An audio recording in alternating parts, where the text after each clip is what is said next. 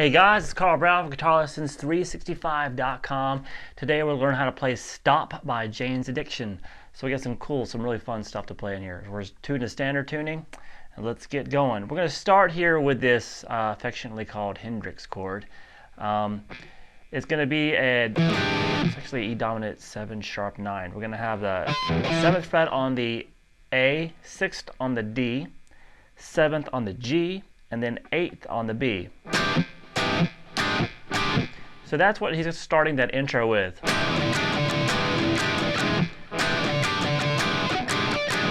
Alright, so after he does that, he's going to go back a fret, then slide into it. So we have this. Then back into the riff. And then you're going to move up 1 fret and just down, up, down, up, down, up. So the key to this rhythm is just keep a steady momentum going in your right hand.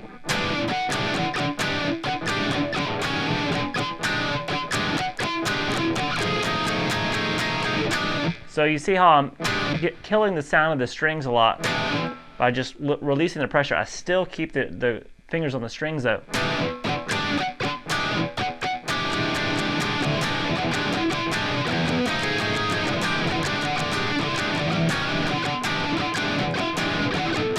Real slow.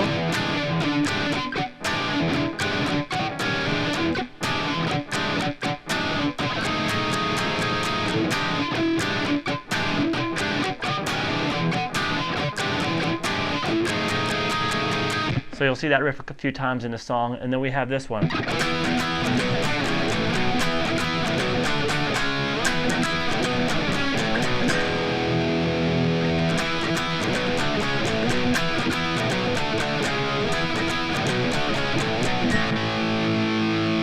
Alright, so that moves around quite a bit. It's all power chords though. We're just going to start here. Now, when he plays it, you can kind of hear the G sharp on the B string sometimes. So keep that in mind. If you want to play that note, you just do the bar like this. 7th fret on the A, and then bar your 3rd finger across the 9th fret on the B, G, and the D string. Or just hold a power chord.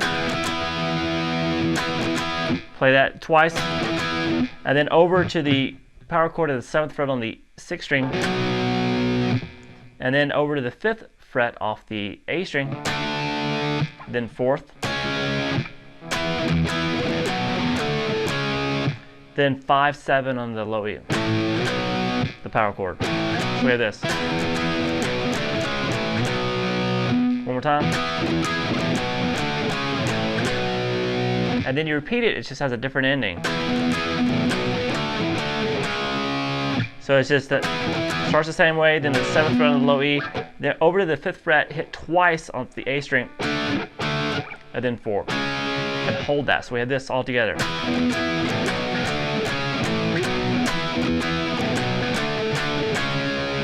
All right, let's do that again. So that was the first time through, just like the first time through, and after you finish that, go down to a low E power chord and just let it ring. Alright, so then we do all of that again, except the very last chord is different. Instead of it being a low E power chord, it's a low A power chord, or low A, just an A power chord. So we have this.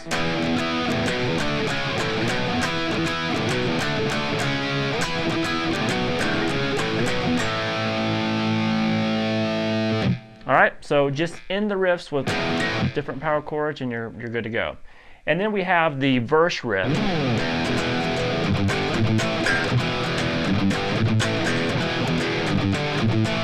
So that's just off of the power chord, the low E power chord, and then the 3rd fret power chord, and 5th. So we have this. And then you're going to have some palm muting going on here. Down, up on the low E string, 3rd fret, then hit the chord, and the same thing at the 5th fret. So we have this.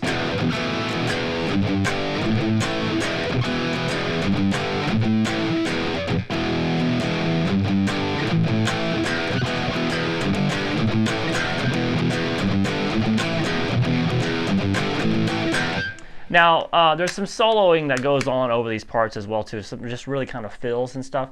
I'm really just going to concentrate on the main guitar solo and not worried about all those because they're lower in the mix, and the riffs are a lot louder and a lot more apparent. So I'm going to stick with the riffs throughout the entire song except for the solo, then we'll make sure we take a look at that.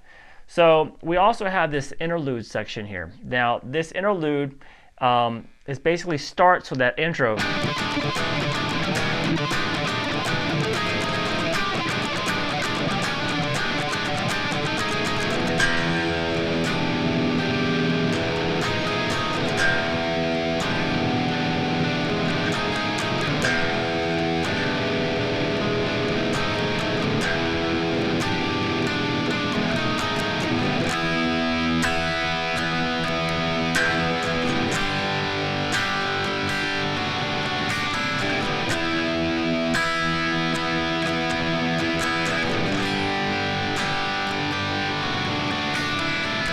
All right, so after that little intro lick, we just start hitting letting the strings just ring, the low E string ring with that E dominant 7 sharp 9 chord.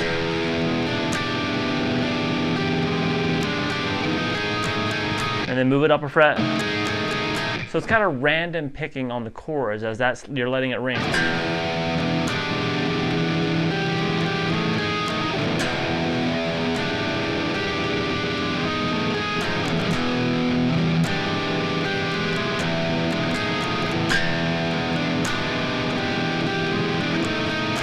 All right, then he does a different variation of that, which is just the open power chord when the vocals basically come in. Now, low E string, 7th fret on the A, 9th on the D and the G. And then the top 2 strings open. So we have this.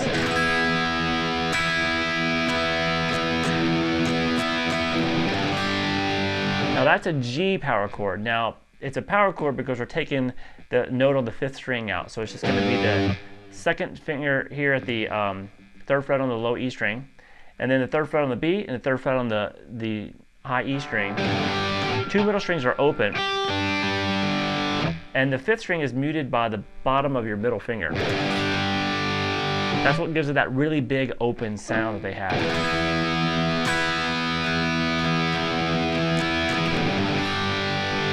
Now, over this part, just kind of one time though, you'll hear Dave Navarro do a little octave lift.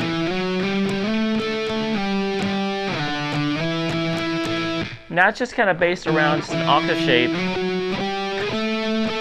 just an E minor scale he's playing. It's really low in the mix, so I just wanted to bring it up if you hear something in there. And if you want to try to recreate it, it's just kind of doing octaves around that E minor scale, right in that position, that area. All right, but for the most part, he sticks with these 2 chords. And then he'll add a little variation to this G chord.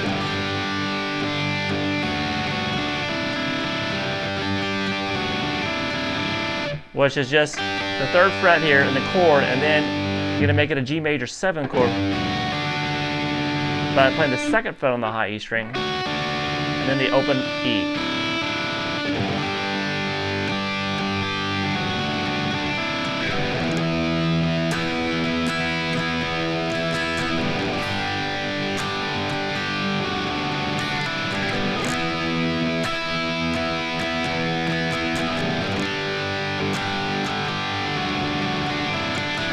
All right, now the main part of the solo section we need to take a look at is the solo. So let me just play through this. Once again, the solo's got parts in it. It's really wah based, so it's going to have parts that are kind of hard to recreate sonically, but other parts that are pretty simple. So let's take a look at it. Here we go.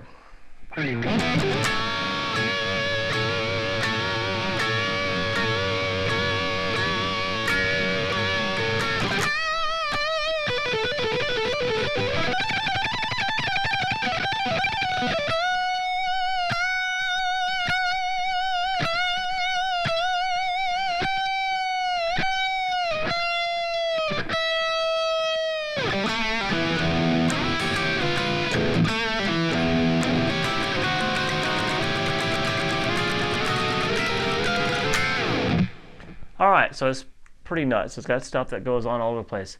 So this first thing that he's doing here, it's really hard to pick up on the recording. It's like really just tons of effects and wah stuff on it. So I just kind of try to check out what he does live. And he kind of does this. He just grabs these two notes, 14th on the G and then 14th on the B, and just bends them up and just kind of just really just kind of digs in on them and adds a lot of vibrato while he's bending them. They're not meant to sound in tune. That's the effect. It's just the effect of chaos. All right. So we have that go. All right, and then he has a couple of bends. All right, a couple of bends at the 15th fret on the B string, and then we get this standard blues lick. He does about 6 times. So that's just going to be hammering 12 to 15 on the B, pull back off to the 12th fret, and then play 14 on the G. So you just do that 6 times.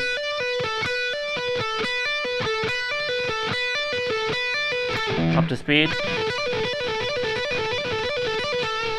All right, and now he has this kind of Yngwie lick. Can you believe it? Jane's Addiction. So it's a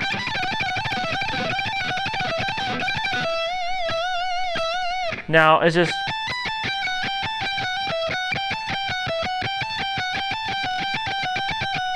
so it's just 15, 17, 19 on the high, and then 17, 15, shift down to the 14th fret, so and then grab the 17th on the B. Now that's the first opening. And then from there, he pretty much just hangs out on 15, he just repeats the 14, 15, 17 on the high E, back to 15. Just repeat those 4 notes. I'm sorry. Slowly.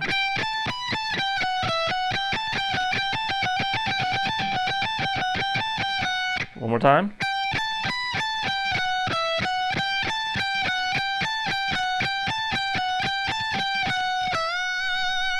Then you're going to have a whole step there at the bend at the 17th fret on the B, and you just kind of keep spinning it.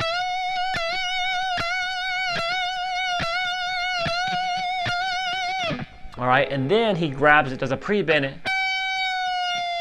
lets it just kind of release. You do it twice on that note. Then back up 1 fret, and then back up another fret. All right, so it's kind of like getting that descending kind of pre-bend effect by just going down a fret at a time.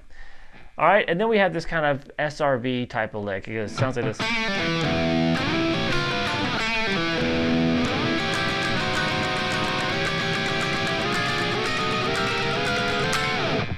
All right, so we had this whole step, like half step bend and release, the 2nd fret on the G string, to the open string, to the 2nd fret on the D, and the low E open, and you're gonna come up here. It's come into this chord. This is the 9th fret on the G, 8th fret on the B, and then 9th fret on the high E, and then bring it down 2 frets. All right, and then back to that same lick, and then back to the same chord form at the 9th fret. Well, these two are the 9th fret, so it's really an 8th fret because this is 8th position here. And then down 1 fret, then back up. Then just make your way 1 fret at a time to 9, 10, 11, 12, and 13. And that's the end of the solo. So we have this.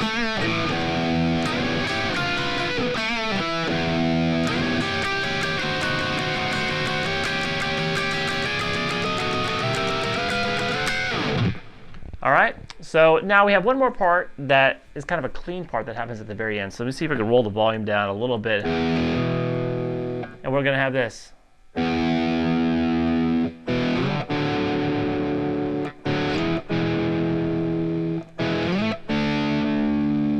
then it's back into that. So that's the open E. And then you're gonna grab the 2nd fret on the B, that's the B note, on the A string and the D string, and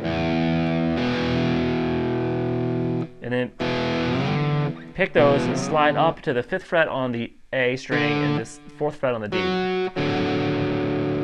Then pick those and slide them up 2 frets. And hit that again. So hit this. And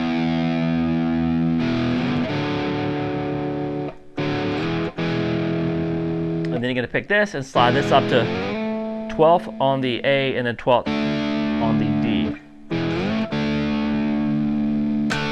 So we have this all together.